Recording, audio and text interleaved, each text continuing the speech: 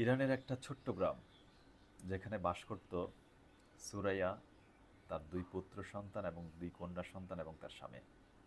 খুব সুন্দরভাবে তাদের জীবন চলে যাচ্ছিল, সময় পার হচ্ছিল। কিন্তু কিছুদিন পর সুরাইয়ার স্বামীর পার্শ্ববর্তী গ্রামের 14 বছরের এক কিশোরীকে ভালো লাগতে শুরু করে।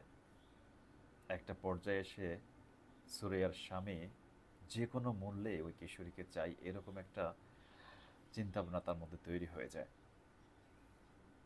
কিশোরীর বাবা ছিল খুবই অসুস্থ। কিশোরীর বাবার চিকিৎসার সকল খরচ বহন করার শর্তে সুরাইয়ার স্বামী কিশোরীকে রাজি করিয়ে ফেলে।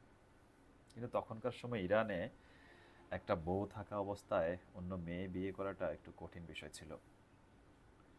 সে সমাজের দুষ্ট মোড়ল যারা আছে তাদের সাথে পরামর্শ করে একটা উপায় বুদ্ধি বের করে। সে তার স্ত্রী সুরাইয়ার নামে অপবাদ রটায়। সুরাইয়ার চরিত্র খারাপ এবং সে সাক্ষী প্রমাণও ব্যবস্থা করে ফেলে। সামাজিকভাবে সিদ্ধান্ত হয় এবং প্রমাণিত হয় সুরাইয়া চরিত্রহীন এবং তার শাস্তি হওয়া উচিত। একদিন শুক্রবার বিকেলে সুরাইয়াকে সাদা কাপড় পরিয়ে হাত পা বেঁধে মাঠের মাঝখানে কোমর পর্যন্ত মাটিতে গর্ত করে ওর শাস্তি দেওয়ার ব্যবস্থা করা হয়। রায় হয় তাকে পাথর নিক্ষেপ করে মেরে ফেলা হবে এবং সুরাইয়ার বাবাকে প্রথমে পাথর নিক্ষেপ করার জন্য বাধ্য করা হয়, পরবর্তীতে সুরাইয়ার দুই ছেলেকে। এভাবে পাথর নিক্ষেপ করে সুরাইয়াকে ক্ষত বিক্ষত করা হয়। রক্তাক্ত সুরাইয়ার যখন নিথর দেহ উপড়ে পড়েছিল বালির উপর, তখন সুরাইয়ার স্বামী তার মাথা টেনে তুলে দেখে সুরাইয়া অপলক দৃষ্টিতে তার মুখের দিকে তাকিয়ে আছে।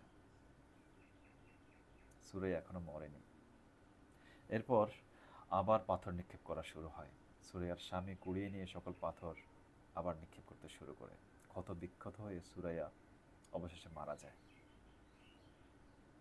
সুরাইয়া যেদিন মারা যায় বা সুরাইয়াকে যেদিন হত্যা করা হয়, তার পরের দিন ওই কিশোরীর বাবা মারা যায়।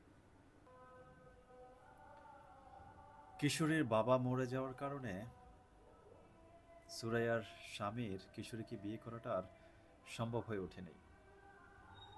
যে কিশোরীকে বিয়ে করার জন্য সে তার স্ত্রীকে হত্যা করল, অবশেষে সে তার স্ত্রীকে হারালো সেই 14 বছর বয়সের কিশোরীকে হারালো।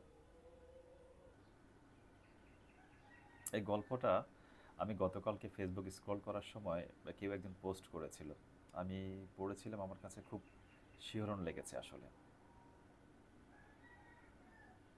মোরাল অফ দ্য স্টোরি হচ্ছে, যেটা আপনার রিজিকে থাকবে না, যেটা আপনার কপালে থাকবে না, সেটার জন্য আপনি যত কিছুই করুন না কেন সেটা আপনি পাবেন না।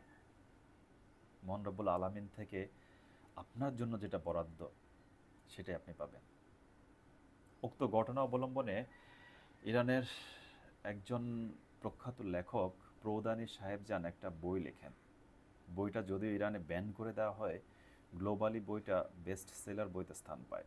পাশাপাশি একটা সিনেমা নির্মাণ করা হয় একই নামে, দ্য স্টনিং অফ সুরাইয়ান। বইটাও খুব জনপ্রিয় ছিল।